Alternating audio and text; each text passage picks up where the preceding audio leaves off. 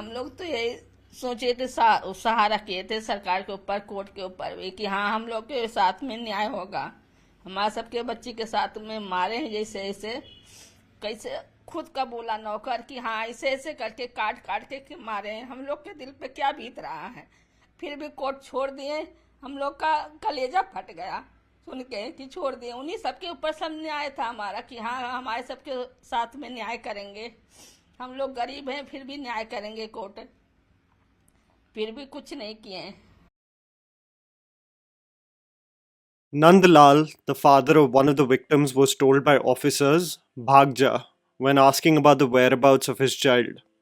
Sunita Devi, the mother of a deceased victim, said in an interview after the acquittal that Muninder Pandher in the Thana said, हमने तुम्हारे बच्चे को गलती से मारा है। हमसे थाने में माफी मांग रहा था वो। पुलिस ने रिपोर्ट नहीं लिखी। कहने लगे तुम भी ढूंढो, हम भी ढूंढेंगे। When parents of a missing child, Bandana and Jatin Sarkar went to the police, they were told, आपकी बेटी तो सुंदर है, किसी के साथ भाग गई होगी। तुम बंगाली लोगों में ये सब चलता है, सब देखा है हमने।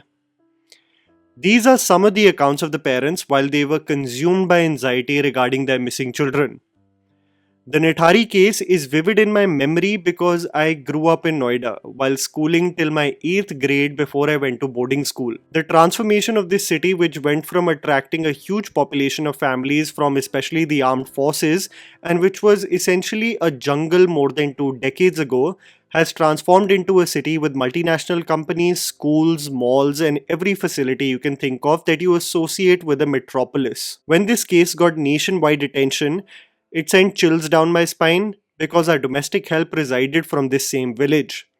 We would hear murmurs from her on the missing children and the lack of work being done in actually finding them. You have to realize that Nithari is a village that comprises mostly of laborers, security guards, and women who work as domestic help for the middle class and rich and privileged who live literally within a few meters from them. It's like just crossing the road and you can see an absolute contrast in economic, class, and cultural structures. Most of the people who reside in Ithari are migrants who come to the city in hopes for better financial opportunities. I am left with conflicting feelings as I saw this movie because I have actively followed the case, and beyond the artistry of the actors working in this project, I had a lot of problems with the creative routes taken on the case that cause for sleepless nights for those in Noida. You have to remember that this is the same time period in which the dissemination of information was very limited. All that was passed in terms of information was either through the news on television, the morning newspaper, or literally hearsay. You have to really know that this was a different world, where you would enter school and there would be literally rumors spreading about Monkey Man causing havoc in the Delhi NCR region. Literal fear of getting abducted because the omnipresent figure is being a menace to society.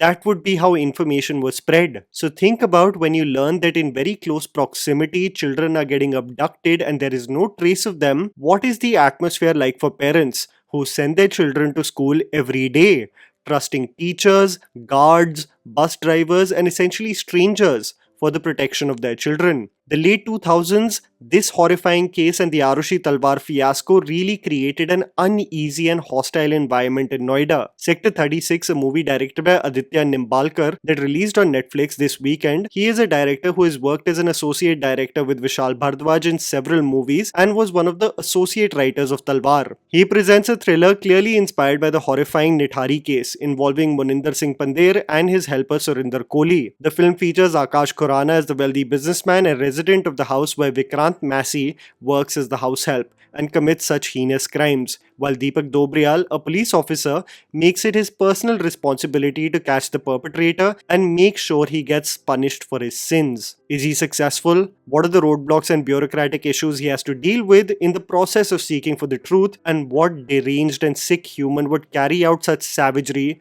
forms the basic premise of Sector 36. The film comes under the category of a work of fiction inspired by true events. This statement, which sounds like an oxymoron, is my biggest gripe with this film and the several creative routes it takes.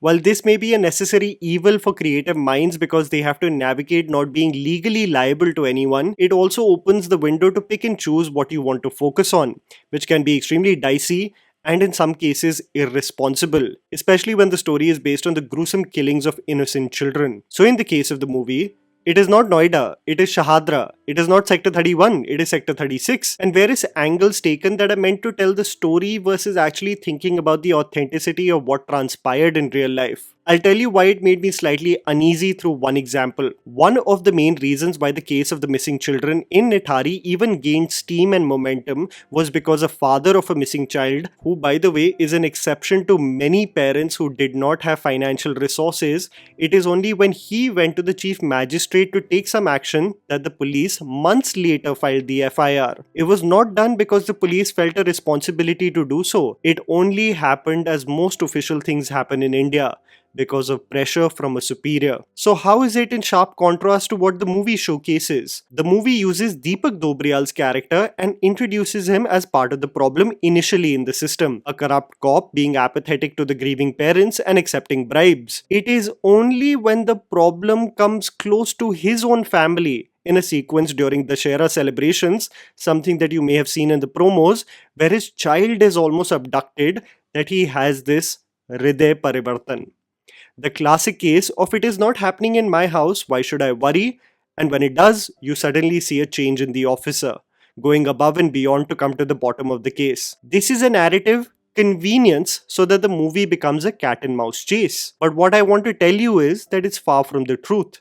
And those who know about the case and the sheer incompetence and delay in any execution by the police, which was as clear as day when this case happened, this creative route just doesn't sit right with me. Imagine a parent who has lost their child in this case watches this film, and it is showcased that with no pressure, a police officer worked countless days to catch the animal, while you were making rounds of every thana, every day, and no one was listening to you. Wouldn't you be enraged?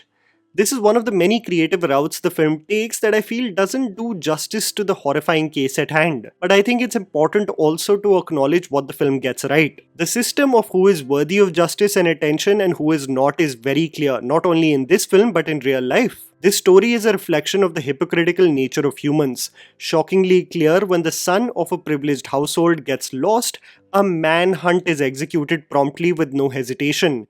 As the key details of the case are being registered on the official computer of the Thana, the camera also pans through the photographs of the missing children, for whom there has not been a single FIR registered. Power, influence and money goes a long way in this society. This is true for the lack of attention the parents were getting for their missing children, and also true for the punishment or lack of both the perpetrators are getting for such heinous crimes.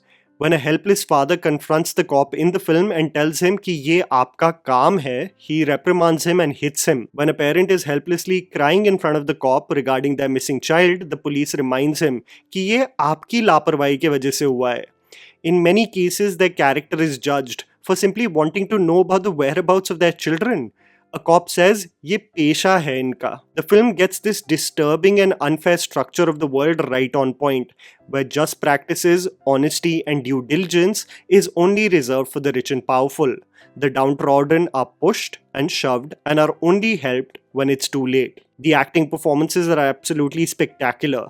Vikrant Massey is truly a chameleon, absolutely surrendering to the role of a deranged man who has no concept of the real world. He is aloof, disturbed and a ticking time bomb. He has no concept of there being repercussions to his actions. His absolute delusion in the interrogation scene while speaking to the police officer, detailing his every move, is a great example of why Vikrant is so special as an actor. There is this unpredictable nature about his demeanor. A minor disagreement will just flare it up, and suddenly he would start insulting someone. His incessant need to style his hair, his stare deep inside the person he faces, and the deranged laughter that comes while providing details about the most heinous crimes really brought chills to my spine. I am also very happy that the film did not purposely showcase the sequences of the crimes committed.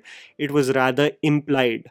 The description of what was carried out was enough to provide you a picture of the gruesome things executed. Deepak Dobriyal, an actor who deserves far more opportunities than he gets, is exceptional as well. His character arc of being a mere spectator to all the wrongdoings around him to wanting to become an active change in society is seamless. I love the scene where in the interrogation scene with Vikrant, the film almost drowns the noise for him as he stares at the cannibal in front of him. It sinks in him just the gravity of the crimes committed, and also what was overlooked for so many months. Two absolutely solid performances while being supported by actors like Akash Khurana and the extremely annoying, this is a compliment to the actor, Darshan Jariwala. There are some people whose sole objective in any company is to stall work and make everyone's life difficult.